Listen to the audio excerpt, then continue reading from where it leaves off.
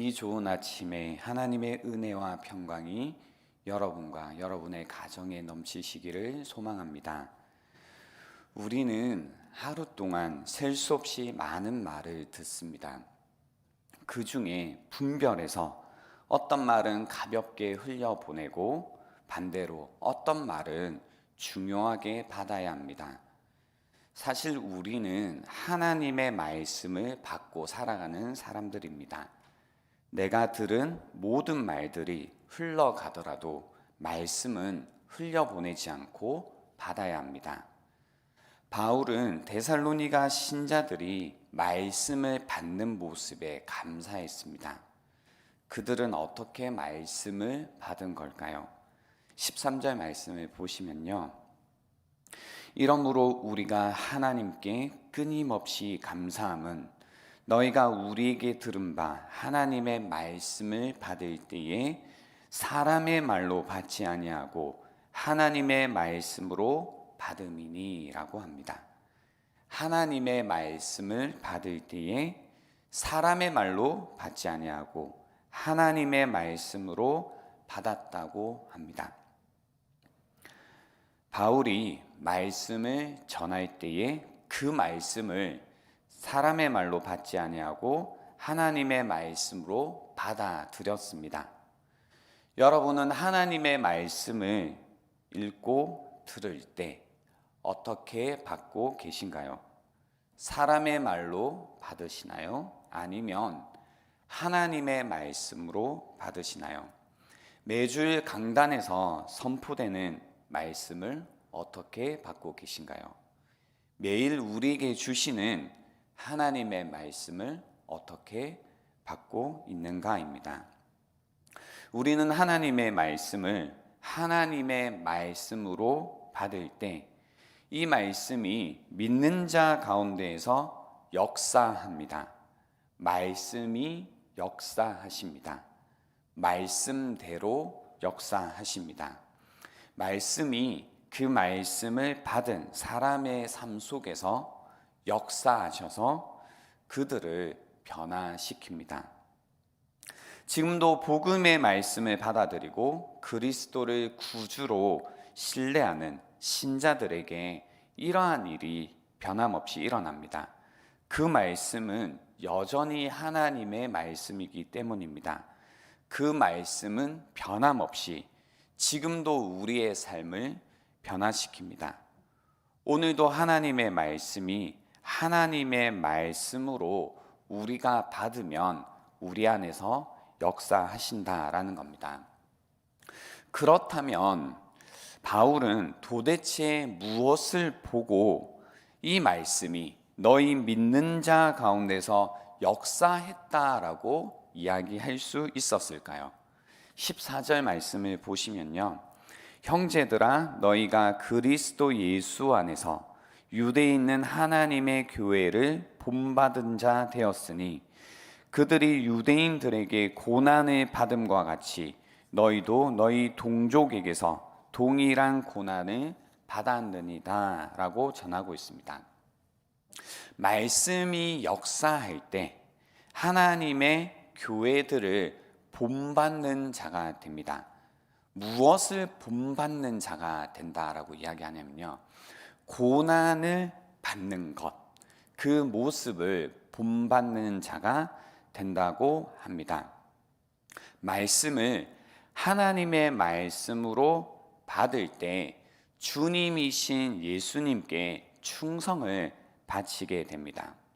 그렇게 되면 그 안에 싸움이 생기게 됩니다. 바울의 경우도 이 싸움이 처음부터 아주 분명했습니다. 그는 빌립보에서 구타와 투옥을 당했고 데살로니가에서 사역할 때도 심한 반대에 부딪혔습니다.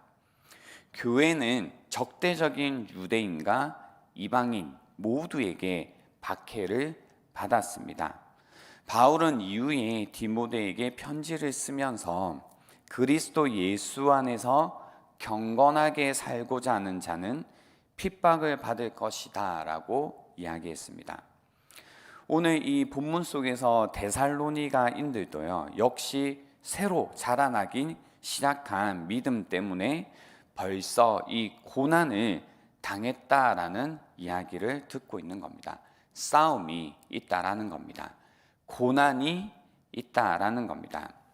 왜 이런 고난이 있을까? 왜 이런 싸움이 있을까? 생각을 해보면 이방의 통치자들과 정권, 직접적으로는 황제, 자신들이 다스리고 있는 영토 안에서 다른 왕의 복음이 선포되는 것에 강한 반감을 품을 수밖에 없습니다. 그래서 예수님의 메시지가 계속해서 그들의 세계관과 정체성을 도전하기 때문에 이러한 반감이 일어날 수밖에 없고 그 안에 싸움이 계속 생긴다라는 겁니다. 그래서 바울은 예수님의 복음을 사람의 이야기로, 말로, 메시지로 듣는 것이 아니라 하나님의 말씀으로 받아들였다라고 하는 그 이유를 바로 이 장면에서 찾고 있다라는 겁니다. 복음이 그저 인간의 메시지에 불과하다면 복음을 받아들인다라는 이유로 핍박이 시작될 때, 고난이 찾아올 때 포기하고 돌아갔을 거라고 생각한 겁니다. 하지만 그들은 그렇지 않았습니다. 말씀이 그들 가운데 있을 때에 그들 가운데 이 굳건함이라는 것이 있었습니다. 어떤 핍박이 찾아오고 고난이 있을 때 신앙을 굽히지 않는 이 굳건함이라는 것이 그들 가운데 있는 것을 보고 하나님의 말씀을 하나님의 말씀으로 받았고 그 말씀이 신자들의 삶 속에서 역사하고 있다라고 이야기한 것입니다. 오늘날에도 마찬가지입니다. 우리가 하나님의 말씀을 하나님의 말씀으로 받아들이면 이 싸움이 있습니다. 말씀이 없으면 싸움이 없습니다. 말씀이 있으면 싸움이 있습니다. 우리도 말씀이 우리 믿는 자 가운데 역사하심이 있다면 이 싸움을 해야 됩니다. 이 세상과의 가치관 그리고 세계관과의 싸움을 해야 됩니다. 오늘 하루를 우리가 이제 시작하게 됩니다. 예배당 밖으로 나가 우리의 일상 가운데 끊임없는 그리고 지속되는 이 싸움을 해야 됩니다. 그렇지 않으면 계속 다른 싸움을 하게 되죠. 말씀이 계속 나를 도전해서 이제 세상과의 싸움도 있지만 내 안에 이 싸움도 있습니다. 때로는 강한 반감이 드는 도전적인 말씀이 있습니다. 이때도 이 싸움을 해야 됩니다. 결국 하나님의 말씀을 받느냐 아니면 하나님의 진노를 받느냐의 문제로 귀결되게 됩니다. 오늘 15절 16절 말씀을 보시면요, 유대인은 주 예수와 선지자들을 죽이고 우리를 쫓아내고 하나님을 기쁘시게 하지 아니하고 모든 사람에게 대적이 되어 우리가 이방인에게 말하여 구원받게 함을 그들이 금하여 자기 죄를 항상 채우매 노하심이 끝까지 그들에게 임하였느니라 라고 전하고 있습니다. 하나님의 진노는 사람들이 하나님을 거부하면서 임하는 것입니다. 우리는 지금 주일마다 요한계시록 말씀을 통해서 하나님의 진노에 관해 배우고 있습니다. 하나님의 진노의 특징은 즉각 처벌하지 않고 회개의 여지를 남겨두신다라는 겁니다.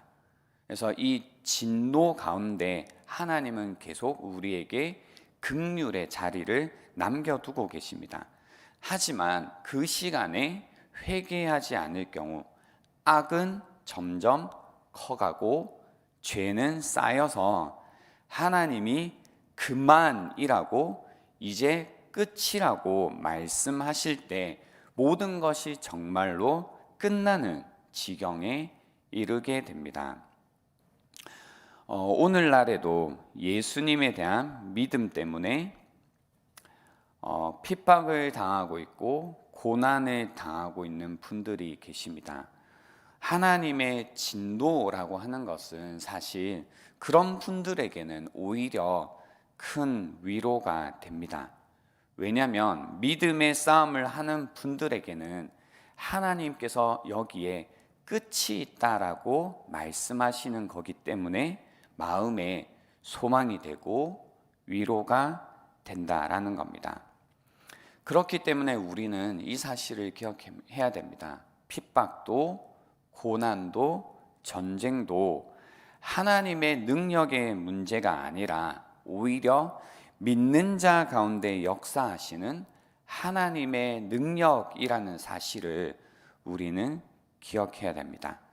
이 사실을 기억할 때 우리는 그리스도의 고난에 동참하고 또 우리의 삶을 다하여서 다른 그 무엇이 아니라 하나님께서 알아주시는 것, 그것을 바라며 살아갈 수 있게 됩니다. 그 가운데 우리의 마음속에 오늘도 굳건함이라는 열매가 만들어져 갈 거다라는 겁니다. 그래서 오늘 이 새벽에 우리가 다시 한번 하나님의 말씀이 하나님의 말씀으로 우리 가운데 임하고 또 우리 마음 가운데 임한 그 하나님의 말씀이 역사하셔서 다시 한번 굳건함이 생기는 오늘 이 시간이 될 수 있으면 좋겠습니다.